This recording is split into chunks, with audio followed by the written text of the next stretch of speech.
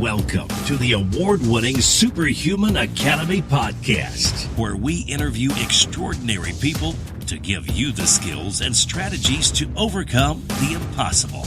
And now, here's your host, Jonathan Levy. This episode is brought to you by Blue Blocks. Blue and green light is destroying our sleep, hormones, and performance, and that's why it's important to wear blue light blocking glasses. But did you know that all blue light glasses aren't created equal?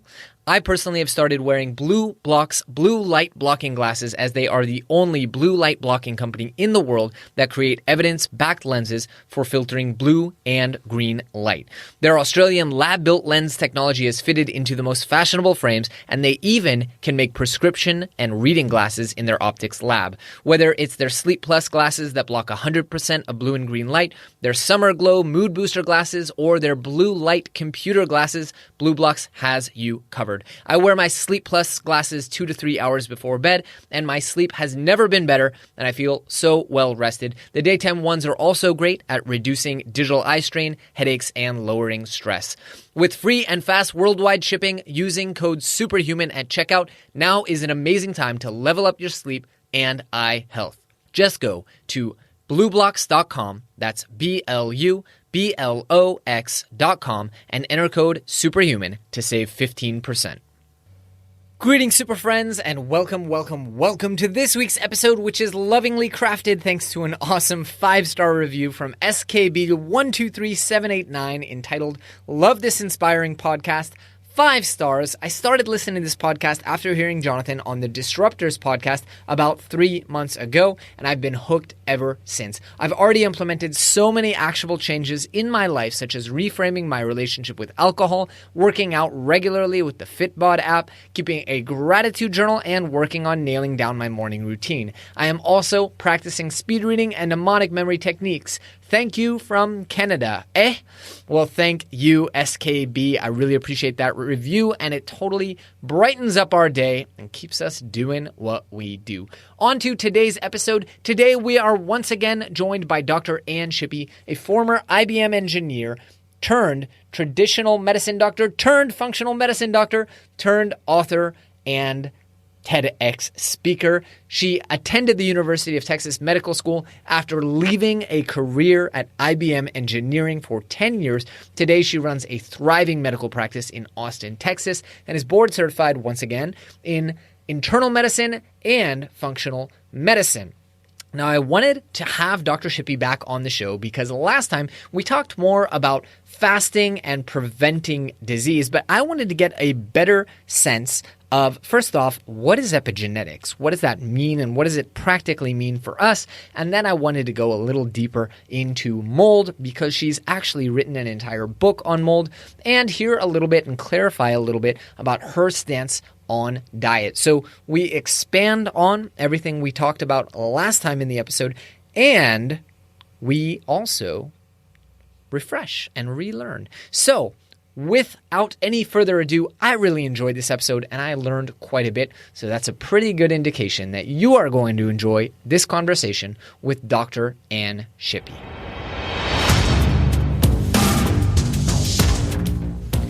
Dr. Ann Shippy, welcome to the show, my friend. How are you? Doing great. Excited to talk to you. I love what you're doing. Likewise, we are two impossibly busy human beings. I know I saw in my calendar this pop up like a bunch of different times, and then a bunch of different times you had to move or my assistant had to move it. So the buildup has just been phenomenal. I'm really excited. I'm on the edge of my seat. Me too. Yes, we're both determined people, right? We're going to get there somehow. Right? So for those who haven't had the opportunity of having that buildup and looking forward to talking to you, tell us a little bit about who you are, what you do, and how you got into this crazy world of personal development. Well, I'm Dr. Ann Shippy, and I spent about a decade as a chemical engineer at IBM, and I loved what I did. I get things like get chlorofluorocarbons out of our cleaning processes before it was mandated by the government to quit using those harmful chemicals.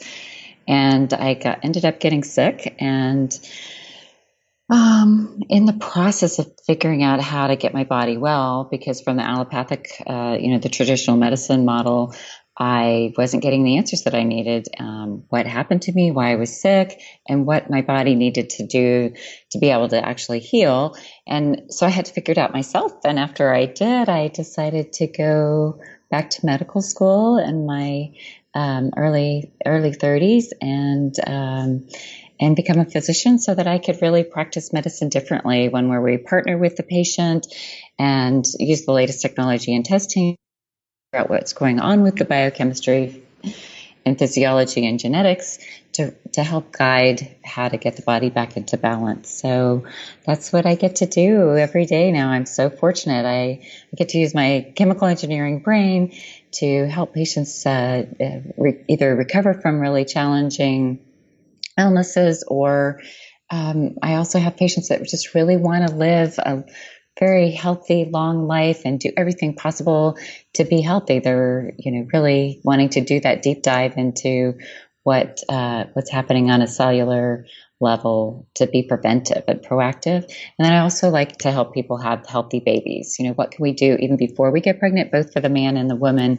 to make sure that you're passing on the healthiest possibility for the genes to do their best work.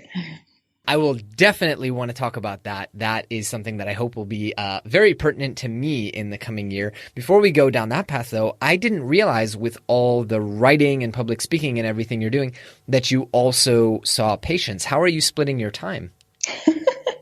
Well, I saw in your list of questions, one of your questions is like, what's your biggest challenge? And I think time is my biggest challenge. How to do it all, because I do run a pretty full medical practice. I see patients Monday through Thursday, full days. Really, my office staff tries to get me to take some breaks throughout the day, but usually there's somebody that needs something. So we work 4 pretty full days, and then Friday, Saturday, Sundays, and evenings I get to work on my books and researching and geeking out. Very impressive. The discipline to, after 4 days in a week, to still be able to go, okay, yeah, I'll I'll get to the writing at the end of the week. Very, very cool. Now, one of the reasons I wanted to chat with you is because of this whole thing that I've heard much about, and I've researched a little bit, but not nearly enough. Epigenetics. For those who don't know in the audience, tell me a little bit about what that actually means. So we think our genes are our destiny, just because we have a predisposition for something, or, and that they're kind of fixed. They're just the way they are, and there's nothing we can do about it. But the exciting things is that there's this field of epigenetics that's looking at how the genes can be modified, so they can be dialed up or dialed down, to help them to work more effectively. So it's such an exciting field. There's over 33. If you go into PubMed, which is where a lot of the articles reside, where you can access at least abstracts and sometimes full articles. When you go into PubMed and you put in the word epigenetics, there are over 33,000 articles. And just in this last month, there was at least 140. So we're on the brink. I compare it to, it's like just a few years ago, we discovered the microscope and we could see that we actually have bacteria in our body, right? So we're getting to discover, what are the things that we can do to make the bad genes turn down and the good genes turn up. And it's some simple things. So I'm excited to share with you what some of those things are that you can do. Absolutely, and that'll bring us nicely back to having babies, which has become a topic of interest to me recently. I do want to ask you to kind of elaborate on my own understanding or misunderstanding. The way I've kind of understood epigenetics is we have this decision tree, and we contain the genes for two different things, or we contain a gene that could be turned on or not turned off. And what epigenetics has determined, if I understand it correctly, is that we can influence if those genes are turned on or off. Well said. And then there's a dial. So, the on or off is kind of like a lever, right? But a lot of genes are more dial. You can actually regulate them. So like on days that we're more stressed, there's a whole bunch of genes that get turned up or turned down just because we need to be able to handle the stress. Our bodies think that we need to be, moving the tribe or running up the tree from the tiger. And so there's a lot of things that would be upregulated or downregulated to give us the physiology to be able to do that. Very cool. Now, does this have to do with recessive genes or not recessive genes, or is that something totally separate? That's totally separate. This is more like our day-to-day genes, the things that cause us to have an immune system or regulate our blood sugar or make hormones. All of those genes are constantly in a state of flux, taking information from our environment on what our body really needs and then doing its best to create the optimal environment for what our bodies are facing. Mm-hmm, mm-hmm. Now, what are the types of things that we could avoid turning on or off? I mean, I want to give people a real kind of tangible feel for like, oh, I have a choice. Like my mom and dad were this way, but I don't have to be this way. What are some of those things? Yeah. So one of my favorite examples is a patient who she had come to see me because she, in her early 60s, she was feeling like she was losing her memory a little bit. So it was harder to find words and things. So we ran this test that actually is not very widely available. We have to send it over to Germany. And we could see that there was an environmental toxin from mold, aflatoxin, that was sitting on a gene that increases the risk for Alzheimer's. And so it was probably influencing how that gene was behaving. So we took her through an 8-month regimen that I gave her for a particular diet and supplements and, getting the mold out of her body. And then we rechecked the test 8 months later, and that toxin was gone, and she was recalling her words more easily. There's other processes in the body, and I don't know how much to geek out with your audience, but something called methylation. Geek away. So there's a process called methylation that is part of, it's like a broad, so that was a very specific example of how a gene could be influenced. Methylation is one of the processes that is a broad way of regulating our genes. And so that methylation, that also gets kind of complicated, but we have a whole bunch of genes that determine how well we methylate that are often based on our nutritional status. So things like being deficient in B vitamins, like B12 and B6, can have a heavy impact on how well we're methylating. Whether we're eating enough choline. So in the United States, about 60% of people are deficient in choline, and choline is one of the nutrients that you need to be able to methylate well, and it comes from eggs and beef. It does come from vegetables like beets and spinach, but most people are trying to cut back on the amount of meat that they're eating and not eating eggs because they think they're bad, even though they're really not. There's a lot that we can do with our nutrition, and then also looking at our specific genes for methylation. Do we have some little glitches in those genes that we need to bypass it with some supplements like methylated folic acid? And since I geek out on all this stuff, we actually have a lot of blogs on on my website that talk about the importance of methylation. And then I have my TED Talk that does the introduction to teaching your genes how to behave with the TEDx talk. Tell me a little bit more about methylation, because this is the first time people have mentioned it on the show. It's not something actually that I understand at all. Oh, okay. So I think about methylation as being little molecule structures that kind of spin like wheels. That's the best way to understand it. And so one component is getting converted to the next to then give up a methyl group, which then helps our genes to repair and influence what our genes do, and then also help to clear stress hormones. So if that whole pathway of methylation isn't working well, we're more at risk for things like cognitive decline, for cancer, for heart disease, so for some of these long-term illnesses that we want to avoid. Plus, I think a lot of people, if they're not methylating well, are more at risk for having the impacts of stress show up, and then also not having a strong neurotransmitter component, so they can really notice a difference with how bright the world is with things like anxiety and depression. Wow. Okay. So this is actually something that's happening at the cellular level. It's happening deep in the cellular level. Exactly. Yeah, this is another world that's really I've had my eyes opened to recently as I've gotten to know Dave Asprey and folks like him more who really take this to the nth degree, like what's going on with your mitochondria and how hydrated are your cells, and just realizing like health actually begins at the cellular level. It's so easy to look at the systems level and go, oh yeah, you're not eating enough fiber, so your gut bacteria aren't happy, but you can go much deeper than that and actually look at the way your cells are functioning. How do you test for that, for methylation?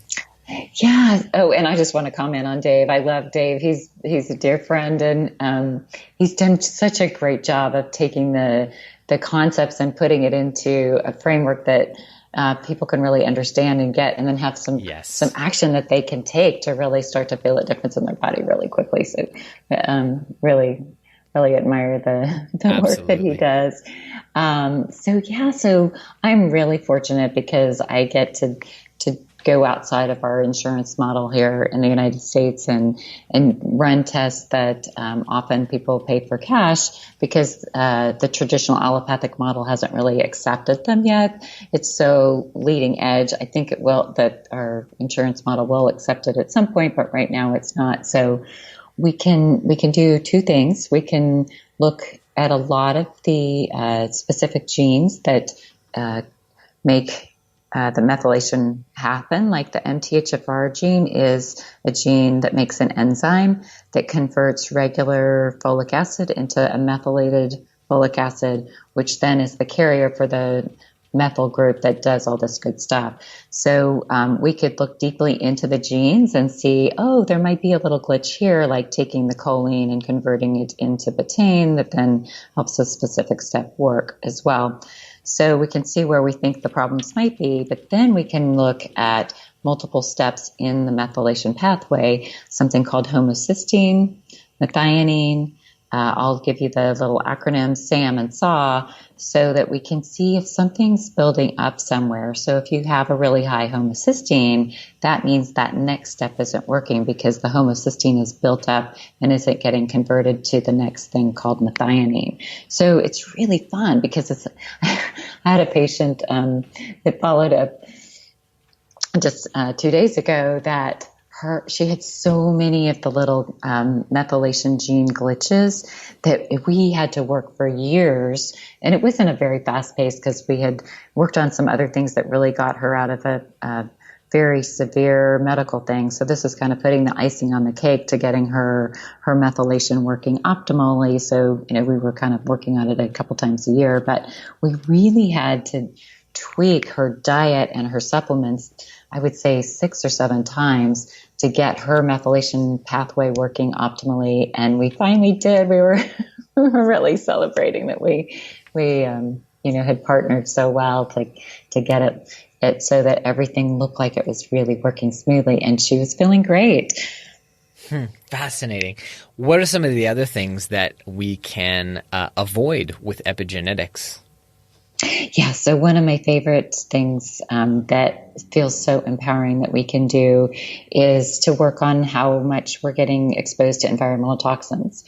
So a significant amount of the epigenetic research is on how the toxins influence what our genes are doing.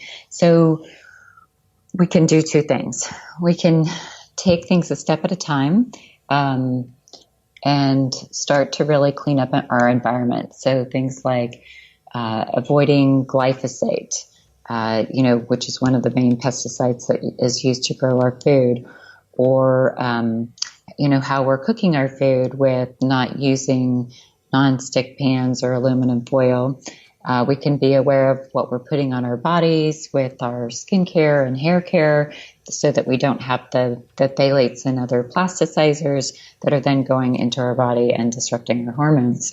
So a little step at a time where we start to become very informed about the things that we control about environmental toxins, and then just taking those actions a little bit at a time.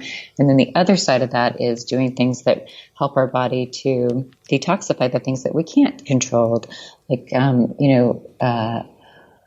know in your part of the world, there's been all the issues with the fires, right? And then some places in the United States, we've had these fires. So other than just, completely leaving that area, taking the steps to really filter the air, but then help with detoxification by taking things like liposomal glutathione and clay and charcoal binders and pectosol that really help to pull the toxins out.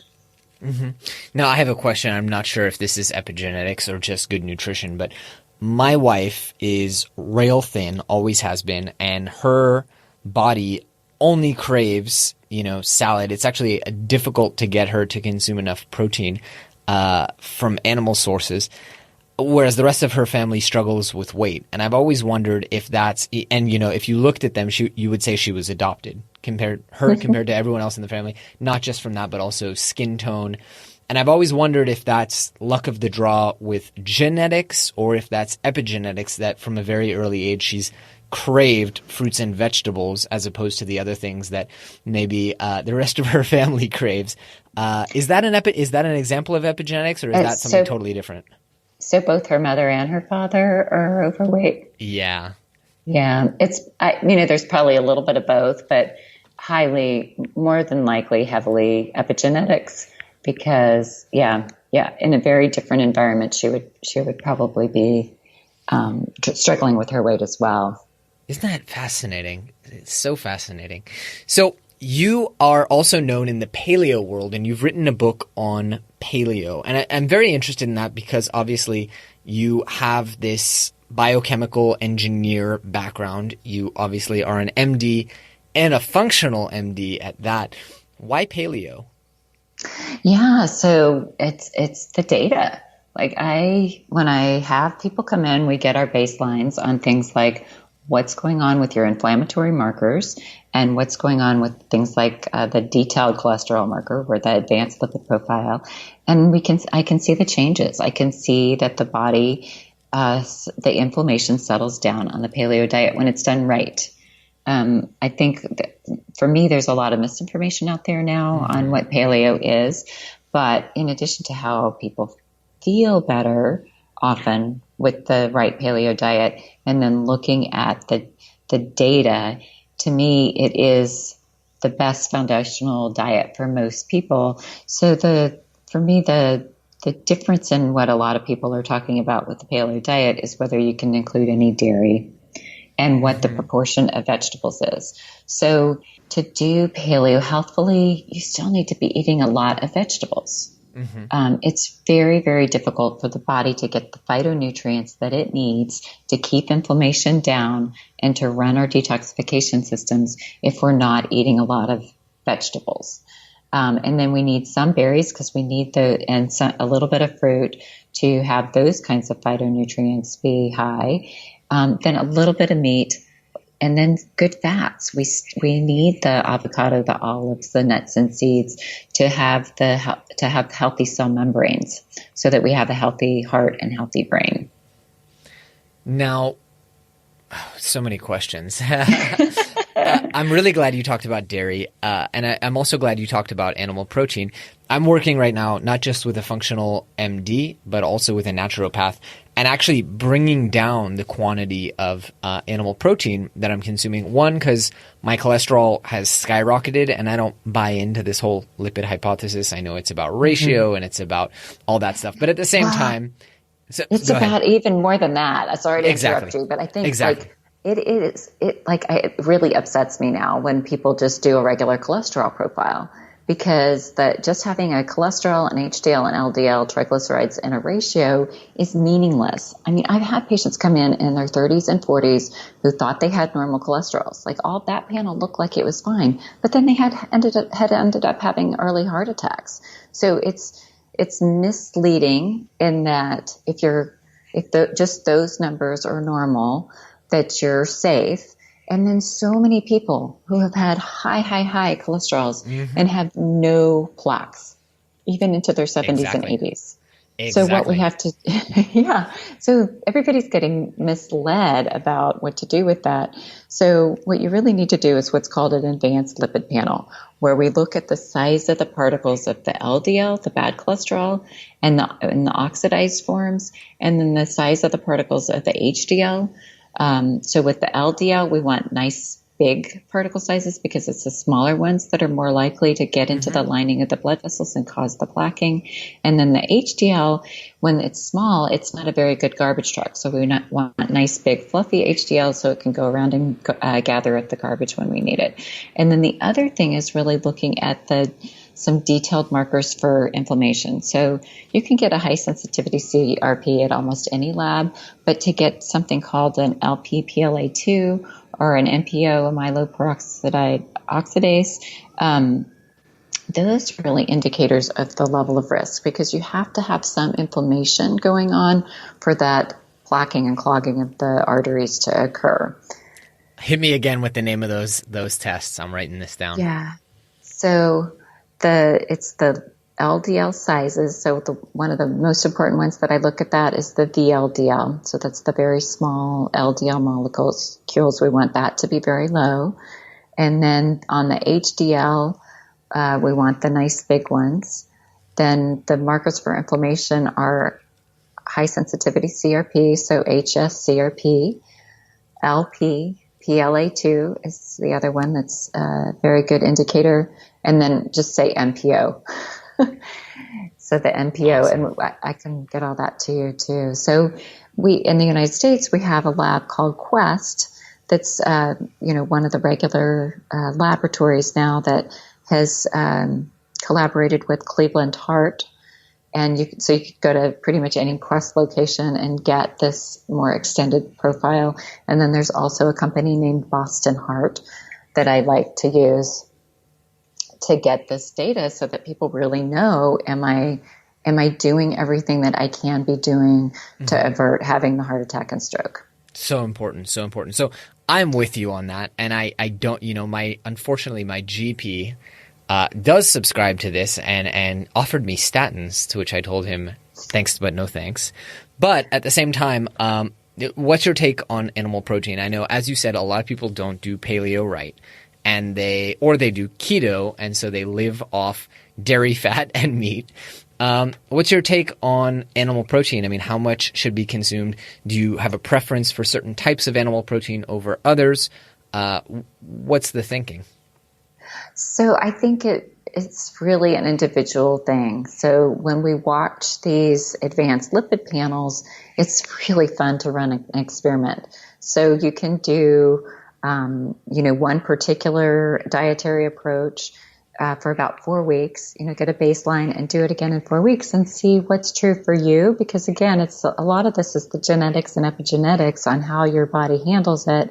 But I think most people do best with as close to wild as possible of the meat. And then, less than a palm-sized portion once or twice a day.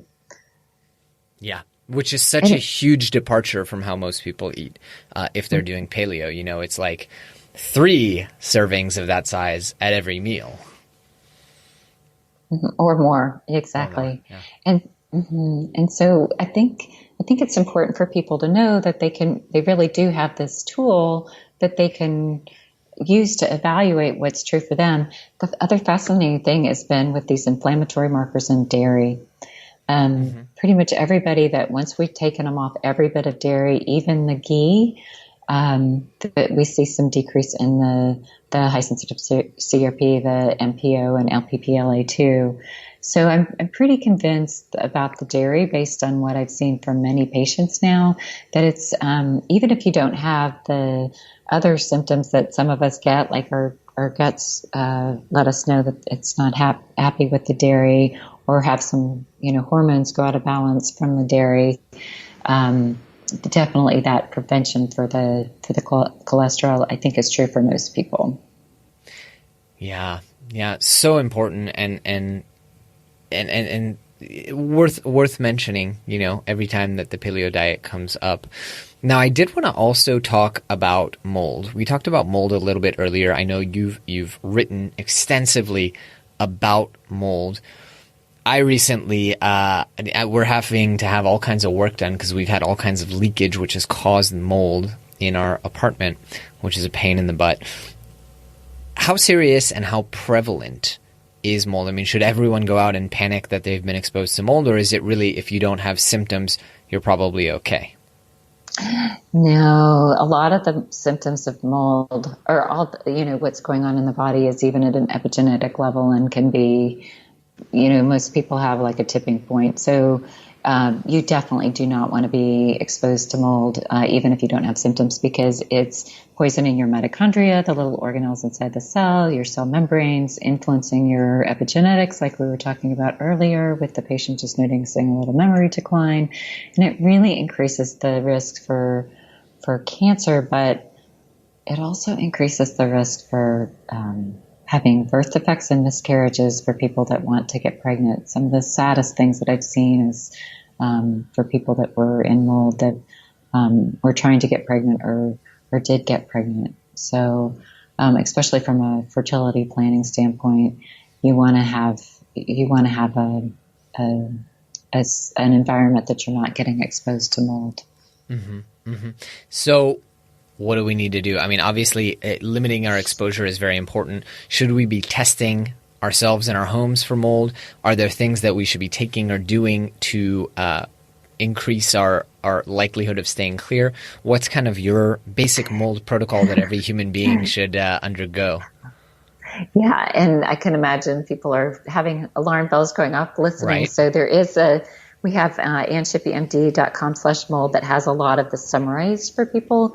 So you can test your environment, but you really need to do it in a good way. Like, people go out and just get the little plates and have those tested, but it's not that common that the mold spores would actually land on there. And if it finds it's helpful, but if you don't have a lot, or it doesn't rule anything out. So part of the challenge with testing in a house is really finding somebody or a company to do the DNA testing to look for what molds are present in dust, or accelerated air samples that you use a pump in the right places, like sometimes inside the walls. And then you can also do a mycotoxin test, which are the mycotoxins are the toxins that mold makes that are really the real problem why mold is such an issue. So you want to really get an extensive answer with that. You want to do both the DNA. The one I like is an HC45, and that's on the handout, along with the mycotoxins. And then in the human body, we can test for some of the mycotoxins coming out of our urine. But again, it's a little bit like when we were first discovering bacteria, and we don't have a very extensive tests yet. They're still very limited. So again, it doesn't necessarily rule out a problem, but if it's positive, it's helpful. But for somebody like you that's had known leaks, and I'm assuming it's fairly humid there, and the leaks have been going on for a little bit, it's highly likely that there's mold already. Like, you don't need a test to tell you. Right.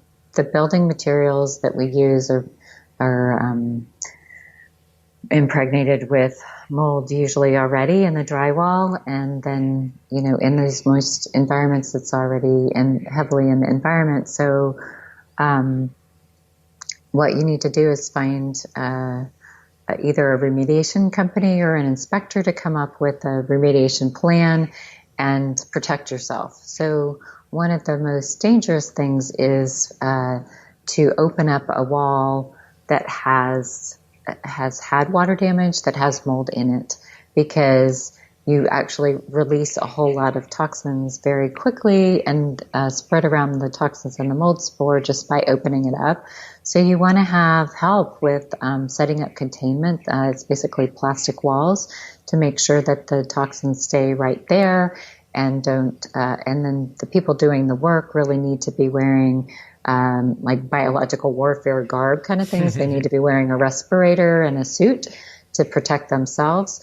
One of the things that I tell people is if you're hiring a remediation company and they're not protecting themselves and their employees that way, run, because they don't get it. And they're not going to do it well enough and protect you enough. So if they're not protecting themselves, because these toxins are neurotoxic and cause cancer and so many different effects depending on what the particular mycotoxin is. It's serious business. So I'm sorry to break it to you, but maybe this is all a synchronicity divine thing to get to talk to you before you open up a wall and make yourself sick or your wife sick. Oh my goodness. So, Is there anything that I can do? Do I need to be buying filters? We're obviously going to we have a contractor who quoted us and everything, and they're going to come in and, do all the sealant from the outside and that whole deal. But what do I need to do just at the consumer level to protect myself? Yeah. So depending on how bad you think it is, I would try to stay someplace else until it's fixed, just to avoid the exposure. Once there's a pretty significant mold problem, the filters aren't going to do a whole lot of good. What I would do is wait until the work is done and then get the really good high quality air filters to keep the air fresh and not contaminate the filters. So leave if possible. And then be doing the things that really help you to detoxify. So we've got a mold kit on the website that have some of the things that, are safe to do, some of the just gentle cleanup, like clean up clothes and surfaces. And then some of the things I really think help your body to detoxify, which are the liposomal glutathione and something called Toxin Clear, which is a combination of some of my favorite binders, so that you can start zipping the mycotoxins out of your body. Awesome. I'm adding that to my shopping cart right now. Dr. Shippy, I know we're pretty much coming up on time here. I do want to ask, what are some of the things that you do in your day-to-day life for yourself to feel more superhuman? I love that question. So I have my little regimen and supplements that I think are really awesome. So one of my favorite things is something called phosphatidylcholine. That's on our site too. That's the thing I would take if I could only have one supplement on a desert island. It's a little bit of a tie depending on what's going on between the phosphatidylcholine and the liposomal glutathione. But the phosphatidylcholine is really protective for the mitochondrial membranes and the cell membranes. It gives you a little extra boost up to be less likely to be impacted by environmental toxins like mold. And I like to do some mitochondrial support, like a special form of CoQ10 called MitoQ. That's in our brain bundle on the site, and some carnitine. So I've got my supplement regimen, and then I'm really very meticulous about the food that I eat, especially at home. When I'm eating out, I do the best that I can to, work with the staff there to, get me my paleo plate where I'm getting lots of vegetables and good proteins and that. But the other things that I really like to do are meditate. At least 20 minutes a day. That's such an important thing, especially on the epigenetic side, to manage our stress response. Get some exercise. Again, it has epigenetic effects. And I like to do something a couple of times a week with either an infrared sauna or hyperbaric system, where it's, what they used to use for divers, but now has really great results for helping to detoxify and lower the inflammation in the body. What else do I do? Oh, and then I think our mindset is so important. So I try to notice what I'm noticing. That's taught to me by Mary Morrissey and other people that I've done meditation and training. So just being aware of my thoughts and what I'm telling myself and my body, so that I'm creating the most gentle, loving internal environment possible as I'm, pushing myself hard to be able to contribute in the world. That was pretty much of a rant. No, that's a fantastic list, and definitely some really inspiring stuff there that I think most of us are probably not doing and probably should be doing. I have a laundry list of supplements that I now need to look into that I'm not taking and need to consult with my functional MD on them. Couple more quick questions here. What's a question that I should have asked you but didn't?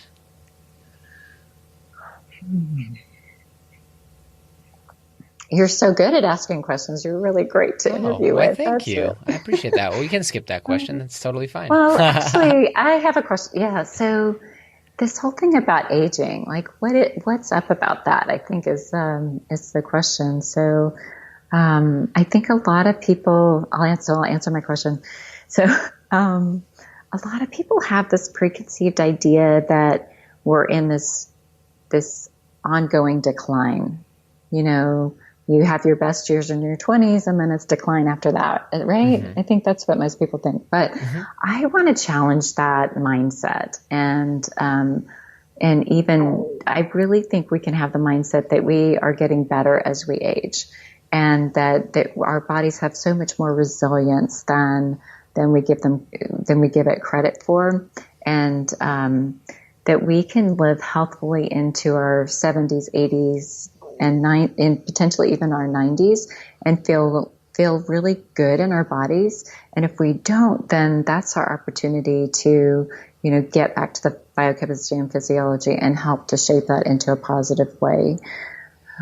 That we don't have to settle for this idea that we're getting more decrepit day by day, year by year. I think that's a great answer and a great question suggestion as well. I'm glad I asked you what I should have asked you. Dr. Shippy, where can people learn more and get in touch with you? Maybe they want to work with you as a client or read some of your writing, check out your TED Talk. Yes, we have a ton of information on our website at annshippymd.com. There's a resources page that has a lot of things, just free booklets and downloads that you can have. And we're putting new blogs out on a weekly basis. I'm also on Instagram, Facebook. We're just getting going on Pinterest because some people like to learn that way. And then also LinkedIn. And then, yes, my TED Talk is on YouTube. Fantastic. And the last question before I let you go, I always ask this one. It's kind of a tough one, though. If there's one big message that you hope people take away from this episode and carry with them for the rest of their lives, what would you hope for that one to be? You can teach your genes how to behave. That is a good one. I feel like you thought about that one before. Dr. Shippy, it's been such a pleasure. I've really, really enjoyed chatting with you, and I hope we do it again soon.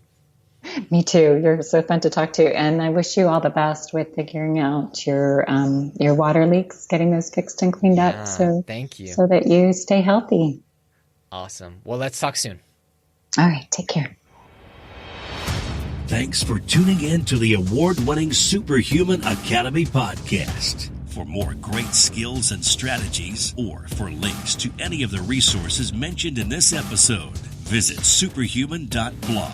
While you're at it, please take a moment to share this episode with a friend and leave us a review on iTunes. We'll see you next week.